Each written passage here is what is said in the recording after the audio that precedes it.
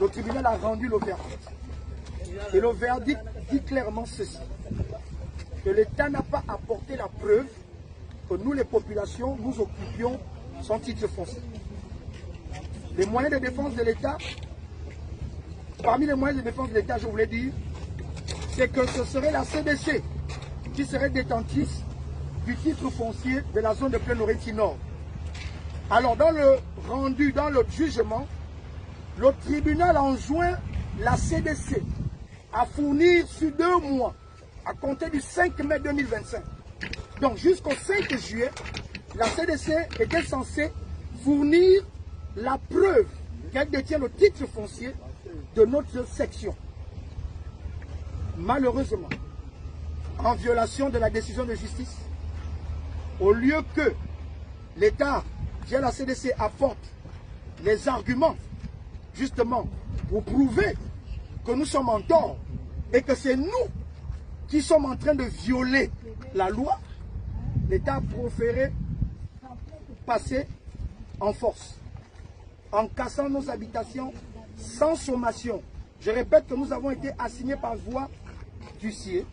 Et si davantage il fallait nous expulser, parce que l'État a réussi à faire croire au reste de la population que nous sommes des malhonnêtes. Bon, raisonnons par absurdité que nous sommes véritablement des malhonnêtes et qu'il faut partir. Même lorsque vous voulez déloger quelqu'un, il faut respecter la loi. Où sont les avis d'expulsion? Puisque nous avons reçu des assignations par voie d'huissier, où sont les avis d'expulsion qui sont la conséquence d'une décision de justice? Nous n'en avons pas. L'État a préféré casser nos biens. Le gouvernement a préféré faire de nous des sans-abri. Maintenant, pour terminer, nous disons à l'État que nous n'allons pas reculer. Ce sont nos biens. C'est le fruit, pour la plupart, de 40-50 ans de dur labeur. C'est la souffrance de nos parents. C'est le souvenir de ceux qui sont partis. Nous n'allons pas nous laisser faire. Nous allons utiliser toutes les voies légales. Nous disons bien toutes les voies légales pour rentrer et recouvrer nos droits. Maintenant, nous voulons dire ceci à M. Chambala Mukwamba.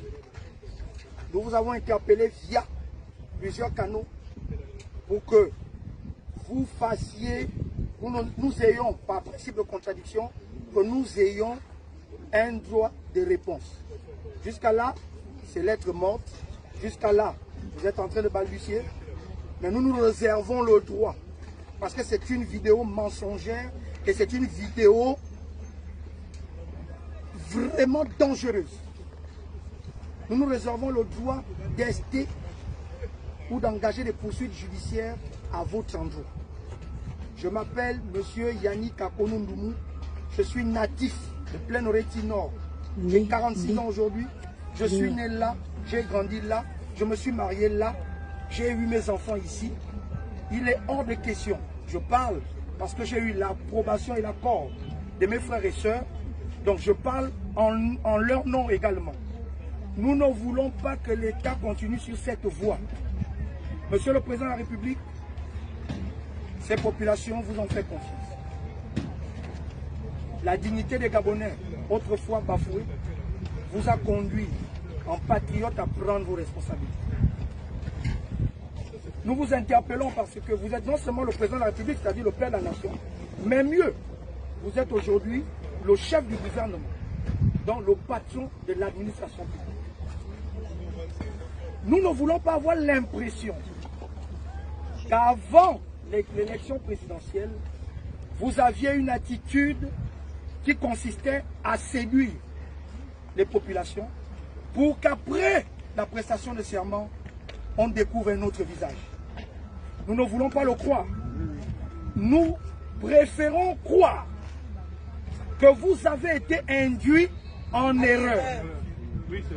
Parce que, Monsieur le Président, vous avez été responsable des services de sécurité, des services spéciaux. Vous avez toute l'attitude de découvrir la vérité sur ce dossier. Menez vos investigations et vous verrez que les mêmes qui ont préparé la chute du régime précédent, les mêmes sont en train de réunir les conditions pour essayer de vous noyer. Nous n'allons pas l'accepter. Parce que notre responsabilité aussi, c'est de vous protéger parce que c'est nous qui vous avons porté au pinacle. Monsieur le Président, nous comptons sur votre cœur de Gabonais. Les Gabonais sont en train de crier. Plus de 1050 familles ne peuvent pas se lever, crier, parler d'une même voix et l'État continuer à bafouer nos voix. Si possible, Monsieur le Président, venez nous rencontrer. Nous vous dirons la vérité. Nous vous sortirons des documents. Donc, sur ce, nous vous remercions et que Dieu bénisse le Gabon.